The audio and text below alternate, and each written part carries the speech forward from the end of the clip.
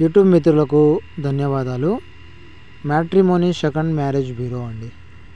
మీరు మీ భార్యతో పడక సంసార జీవితం సాగించలేక విడాకులు తీసుకొని మనశ్శాంతికరమైన జీవితం గడపాలి అనుకున్న వాళ్ళకి మా మ్యారేజ్ బ్యూరో ద్వారా రెండవ పెళ్లి సంబంధం చేయించబడును. మీరు ఏ పెళ్లి లేకుండా ఒంటరి జీవితం గడపలేక సెకండ్ మ్యారేజ్ కోసం చేస్తున్నట్లయితే ఒకసారి మా మ్యారేజ్ బ్యూరో నెంబర్కి కాల్ చేయండి.